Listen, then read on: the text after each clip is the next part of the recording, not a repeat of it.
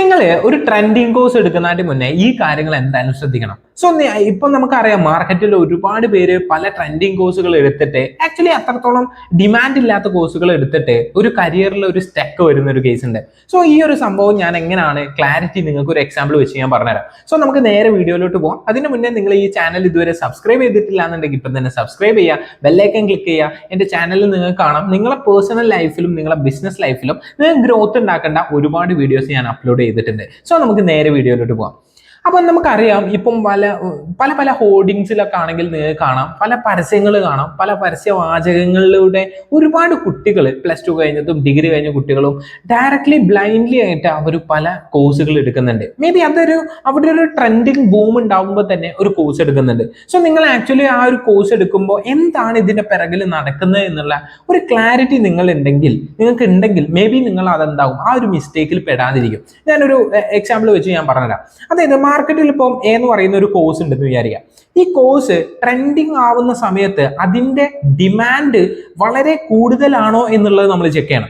Basically നമ്മളൊരു course പഠിക്കുന്ന അല്ലെങ്കിൽ ഒരു ഷോർട്ട് ടേം കോഴ്സ് ആയിക്കോട്ടെ, ഒരു ലോങ് ടേം കോഴ്സ് ആയിക്കോട്ടെ, ഈ ഒരു കോഴ്സ് കംപ്ലീറ്റ് ചെയ്ത് കഴിഞ്ഞാൽ നമ്മളെ ഫോക്കസ് ഒരു ജോബിലേക്കായിരിക്കും.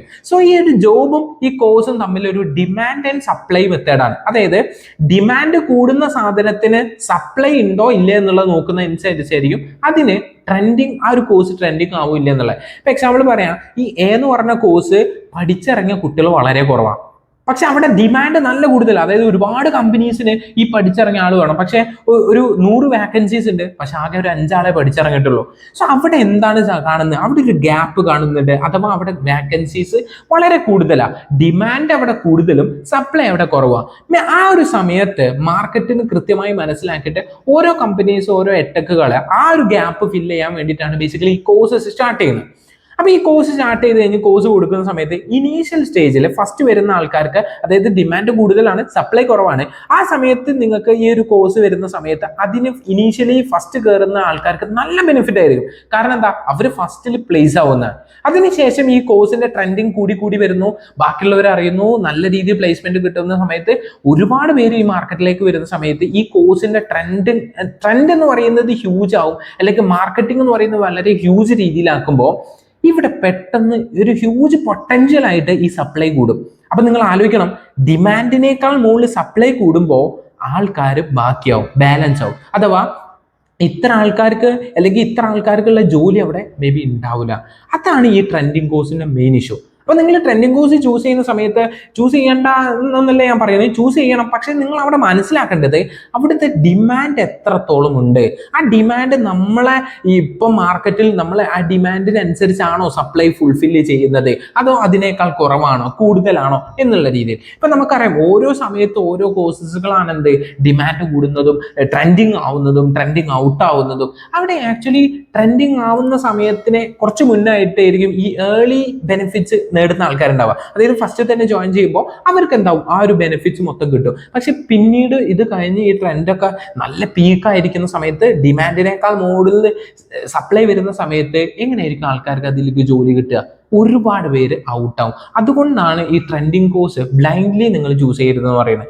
ചൂസ് ചെയ്യാം എങ്ങനെ മാത്രം നിങ്ങൾ ആ കൃത്യമായിട്ട് ആ ഡിമാൻഡ് ആൻഡ് സപ്ലൈ കറക്റ്റ് അല്ലേ വർക്ക് ചെയ്യുന്നത് നോക്കാം. അതിനുവേണ്ടി നിങ്ങൾക്ക് എന്താക്കാം, റിയൽ ലൈഫ് കേസിലായിട്ട് ഒരുപാട് സ്ഥലത്ത് ജോബ് ഓപ്പർച്യൂണിറ്റീസ് ഉണ്ടോ, അത് ഓൾറെഡി ആ ജോബ് ചെയ്യുന്ന ആൾക്കാരോട് സംസാരിച്ചിട്ട് ഇനി ഫ്യൂച്ചറിലേക്ക് ഇതിൻ്റെ ഒരു സാധ്യതകള്, അതുപോലെ തന്നെ ഇപ്പം ഒരുപാട് ടൂൾസ് ഉള്ളതുകൊണ്ട് നിങ്ങൾക്ക് ഡീപ്പായിട്ട് റിസർച്ച് ചെയ്യൽ വളരെ ഈസിയാണ്. അപ്പൊ നിങ്ങൾക്ക് അങ്ങനെ ഈസി ആയിട്ട് ഒന്ന് റിസർച്ച് ചെയ്ത് കഴിഞ്ഞാൽ ഇപ്പം വളരെ ഈസി ആയിട്ട് റിസർച്ച് ചെയ്യാം. അങ്ങനെ ഈസി ആയിട്ട് റിസർച്ച് ചെയ്ത് കഴിഞ്ഞാൽ നിങ്ങൾക്ക് മനസ്സിലാവും ഇതിന്റെ ഡിമാൻഡ് എത്രത്തോളം ഉണ്ടെന്നും ഇപ്പം കറന്റ് എത്രത്തോളം സപ്ലൈ ഉണ്ടെന്നും. അപ്പം ഒരു സമയത്ത് ബിടെക് അല്ലെങ്കിൽ എഞ്ചിനീയറിംഗ് എന്ന് പറഞ്ഞാൽ എല്ലാവരും അതിന് പോയി, ട്രെൻഡിങ് ആയി, ഒരുപാട് പോയി. പക്ഷെ ഇപ്പൊ എന്താ കണ്ടീഷൻ? ബിടെക് കഴിഞ്ഞ ആൾക്കാരുടെ എണ്ണം വളരെ കൂടി. ദാറ്റ് മീൻസ് ഡിമാൻഡിനേക്കാൾ കൂടുതൽ സപ്ലൈ കൂടി, കോളേജസ് കൂടി, പഠിച്ചിറങ്ങുന്ന ആൾക്കാർ കൂടി.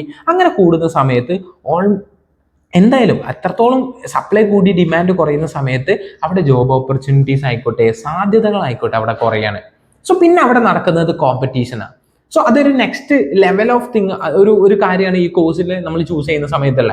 സോ ഈ ഒരു വീഡിയോയിലൂടെ ഞാൻ ഉദ്ദേശിച്ചത് എന്താ വെച്ചാൽ നിങ്ങൾക്കൊരു പക്ക ക്ലാരിറ്റി തരിക. അതായത് ഒരു ട്രെൻഡിങ് കോഴ്സ് നിങ്ങൾ ചൂസ് ചെയ്യുന്നതിന് മുന്നേ നിങ്ങൾ എന്തൊക്കെ കാര്യങ്ങൾ ചിന്തിക്കണം, ബേസിക് ആയിട്ട് നിങ്ങൾ ചിന്തിക്കണം. ഒന്ന്, നിങ്ങൾ ആ ഒരു കാര്യം റിസർച്ച് ചെയ്യുക, ഡിമാൻഡ് എത്രത്തോളം ഉണ്ട്, കറന്റ് എത്രത്തോളം സപ്ലൈ ഉണ്ട്.